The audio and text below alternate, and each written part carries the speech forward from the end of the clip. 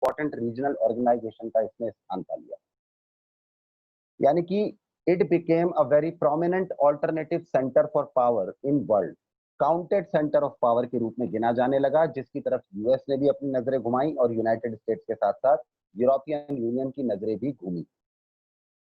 Then next point, its vision 2020 has defined an outward looking role for ASEAN in the international community। अब 2020 तो आ चुका है, आप अच्छी तरह जानते हैं 2020 में दुनिया के क्या हाल है, पर ठीक है, let's discuss what was the vision of ASEAN in 2020। तो ASEAN ने 2020 के लिए जो प्लानिंग पॉलिसीज और प्रोग्राम्स सोचे थे, with the help of cooperation and amendable policies of all the nations in an accumulative manner, उसके बेसिस पर पूरे वर्ल्ड ने एशियान को देखना स्टार्ट किया और इंटरनेशनल कम्युनिटी के तौर पर international scenario, international platform, international level पर एशियान एक बहुत ही काउंटेड ऑर्गेनाइजेशन बनी और पूरी दुनिया के दूसरे ऑल्टरनेटिव सेंटर्स ऑफ पावर, चाहे वो यूरोपियन यूनियन था, चाहे वो सोवियत यूनियन था, चाहे वो यूनाइटेड स्टेट्स था, उनका ये मानना होने लगा कि भाई एशियान एक बहुत ही मजबूत ऑर्गेनाइजेशन है, because near by 38 to 39% of the resources containing countries are part of ASEAN. That's why United states के साथ साथ Soviet union along with European Union को भी ये लगने लगा था that ASEAN now will be playing a very great and a very outward forward looking role in the world policy। तो इसलिए एशियान काउंट भी होने लगा। इसीलिए सेकंड मोस्ट इंपॉर्टेंट थिंग, उसके बाद फिर एशियान ने जो 2020 का विजन तैयार किया था, अब उस पर डिस्कस करना फिजूल है। 2020 का जो विजन तैयार किया था उसने साउथ ईस्ट एशियन कंट्रीज के लिए, या for the development of Asia, for the on the policies of making relations with the western countries, with African countries, with other countries too, and how to be a part of globalization, इस पर एक planning programme पूरा तैयार हुआ था। उस vision को देखकर भी इंटरनेशनल ऑर्डर के अंदर एशियान की वैल्यू काफी बढ़ गई। This builds on the existing ASEAN policy to encourage negotiation over conflicts in the region। And third most important thing, vision of 2020। अब आप मुझसे कहोगे कि sir you are telling that before vision of 2020 ASEAN organization तो थी, speedly आगे भी बढ़ रही थी, but after presenting it's vision 2020 international order में एशियान एकदम से नोटिस में आई और एकदम से सबका कंसर्न बन गई। तो हम इसका रीजन जानना चाहते हैं, why only after vision 2020? Because I think vision 2020 में मैंने प्रोमिनेंट फैक्टर्स तो आपको बता दिए हैं, what were the prominent factors on which the organization ASEAN was to work upon. इसके अलावा एक और टारगेट था एशियान का कि किसी भी तरीके से एशियान के अंदर जितने भी कंट्रीज आते थे उनके कोऑपरेटिव स्टैंडर्ड्स को और मजबूत करना था, और उनके कोऑपरेटिव स्टैंडर्ड्स को और मजबूत करने के लिए नेगोशिएशंस को बढ़ावा देना था, जो अब तक एशियान के कंट्रीज के बीच में उस लेवल पे नहीं हो रहे थे। यानी कि the target of ASEAN organization was to motivate its members so as to encourage negotiation, ठीक है, जिससे कि एशियान कंट्रीज के अंदर जितने भी देश आते हैं उनके रीजनल कॉन्फ्लिक्ट्स आपस में अगर हैं तो वो सारे नेगोशिएशन से ही सॉल्व हो जाएं। तो आप कहोगे सर इस पर प्रॉब्लम दुनिया को क्या होगी जिसकी वजह से एशियान से लोगों को ये लगने लग गया that this organization is of great importance. तो उनको डर ये लगने लग गया भैया कि पहले यूनाइटेड स्टेट्स और यूरोपियन यूनियन का सहारा लेते थे ये लोग कि देखिए सर हमारे इस देश के साथ झगड़ा चल रहा है, आप हमारा निवारण कर दीजिए, हमारा इस देश के साथ झगड़ा चल रहा है सर, आप हमारा सोल्यूशन कर दीजिए।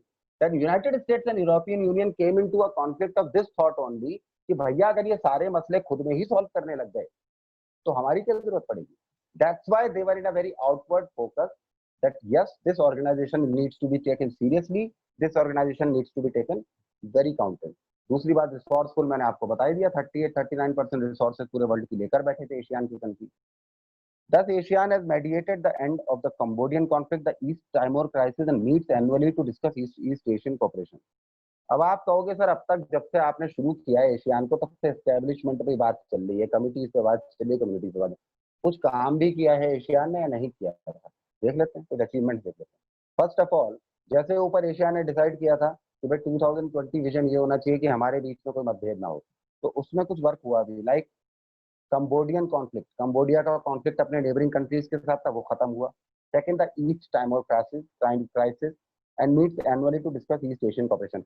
और उसके बाद लगभग हर साल ईस्ट एशियन कोऑपरेशन के नाम से कॉन्फ्रेंस होती थी और उसमें सभी कंट्रीज मिलते थे, यानी कि जो मीटिंग्स पहले 2-3 साल में होती थी अब फ्रीक्वेंट होने लगी।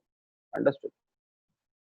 The current economic strength of ASEAN, especially its economic relevance as a trading and investment partner to the growing Asian economies such as India and China, makes this an attractive proposition.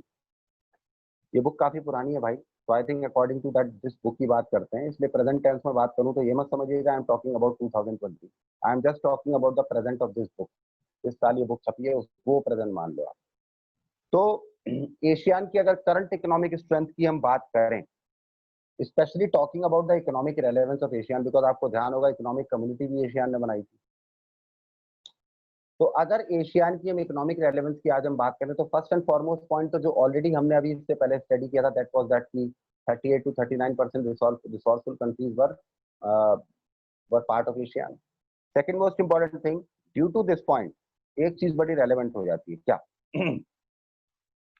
कि ASEAN बहुत ही बड़े level पर due to its economic relevance एक trading partner के रूप में उभरा, साथ में एक इन्वेस्टमेंट पार्टनर के रूप में भी उभरा।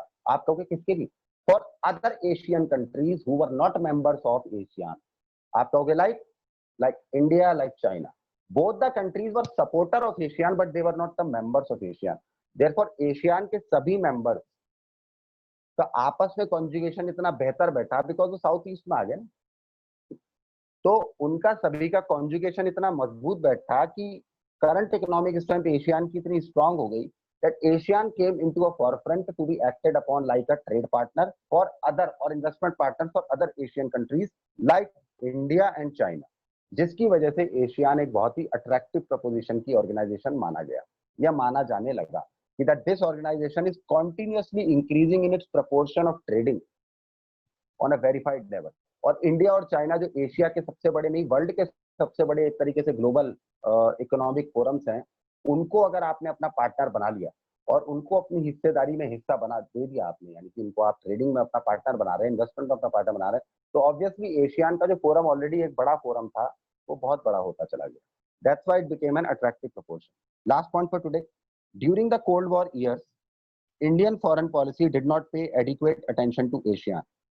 अब अगर हम लेगेसी पे बात करें, if you talk about the legacy of ASEAN, तो आप उससे सवाल पूछ सकते हैं कि sir when I think ASEAN was so important for south east Asian countries, और वी कैन से for the Asian countries for any kind of thing like mutual cooperation between them, for cooperative standards, for promoting trading policies, for promoting investment. तो आप ये बताइए, जब भारत अपनी foreign policy बना रहा था कोल्ड वॉर्स के टाइम पर, तो उस फॉरेन पॉलिसी में एशियान को स्थान क्यों नहीं मिला? Why did not ASEAN was giving importance in India's foreign policy?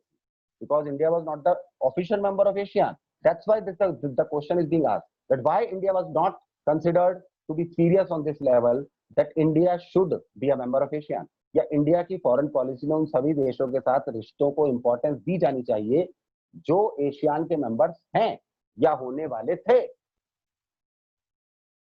But in present years, India has tried to make amends. It signed FTAs with 2 Asian members, Singapore and you can say that कि Thailand.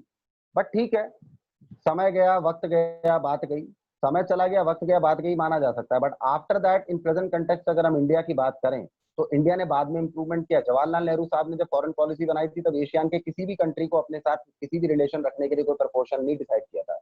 It did not decided any kind of proportion of any kind of relation for with any kind of country related to ASEAN in present when ASEAN was in establishment. But ठीक है, when India moved forward and India noticed the existence of ASEAN, then after that India ने अपने कुछ trading और investments किए। आप कहोगे किन के साथ? कुछ कंट्रीज के साथ। कौन सी कंट्रीज के साथ? The countries who were part of ASEAN। ठीक है, आप कहोगे like sir like Thailand, like sir like Singapore. आप कहोगे पॉलिसी क्या थी इंडिया की इन कंट्रीज के साथ? ट्रेडिंग एग्रीमेंट्स पर FTA, फ्री ट्रेडिंग एरिया इन्होंने सिंगापुर थाईलैंड को इंडिया ने दिया और हमने भी उनसे लिया। ऐसा नहीं कि हमने उन्हें ही दिया, उनसे हमने भी कुछ फ्री ट्रेड एरिया दिया। And we signed multiple FTA or FTAs agreement with Singapore and Thailand, who were actually the members of ASEAN, and these two members were actually the primary members with which India came into initially connected. Yeah, connection, sorry.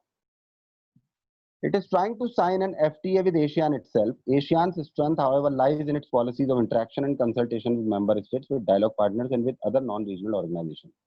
और India अभी तक तो भाई officially only with 2 countries. आप कहोगे sir 2 countries मतलब, यानी कि इंडिया ने जो FTA साइन किए थे सिंगापुर के साथ और थाईलैंड के साथ, तो वो एफटीए इंडिविजुअल लेवल पे साइन किए थे, ऑर्गेनाइजेशनल लेवल पे साइन किए थे? मैं आपको सिंपल बताऊं, इंडिविजुअल लेवल पर साइन किए थे, just to motivate Thailand and Singapore that India should also be considered to be an active member or should also be considered to be an investment member of ASEAN. कि Singapore और Thailand नाम आगे India का करें कि भाई India को आप अपना एफटीए पार्टनर बनाइए, ओनली एफटीए पार्टनर, जिससे कि और एशियन कंट्रीज के साथ भी इंडिया ट्रेड करने के लिए फ्री हो सके। इसलिए इंडिया लगातार ट्राई कर रहा था कि एशियन के सभी मेंबर्स के साथ एक बार ऑफिशियल एफटीए एग्रीमेंट साइन हो जाए। लेकिन एशियन की एक ही मजबूत चीज थी, first strong policies within the member nation connection, second interaction within the member nation, third policies of interaction, जिन पॉलिसीज पर इंटरेक्शन सभी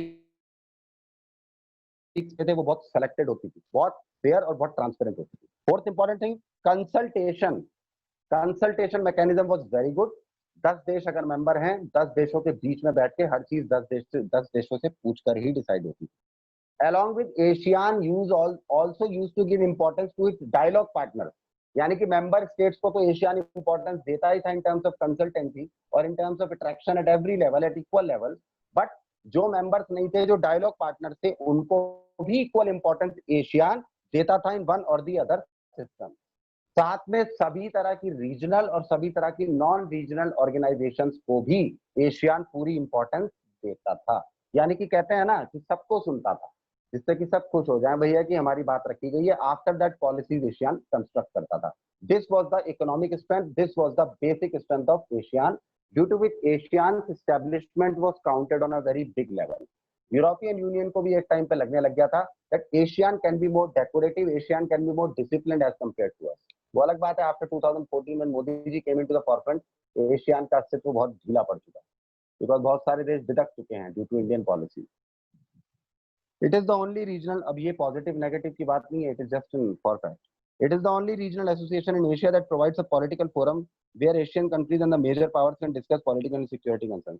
असल में देखा जाए तो जब एशियन कंस्ट्रक्शन में आया, एस्टेब्लिशमेंट में आया, at that point of time also ASEAN was the single organization of this prospect and now in present also ASEAN एक ऐसी सिंगल ऑर्गेनाइजेशन, खाली एक ऐसी सिंगल ऑर्गेनाइजेशन थी पूरे एशिया में जिसको हम एक ऐसा पॉलिटिकल फोरम कह सकते थे जहां पर सभी एशियन कंट्रीज, यानी कि all Asian countries were giving importance, क्योंकि मेंबर्स अलग थे।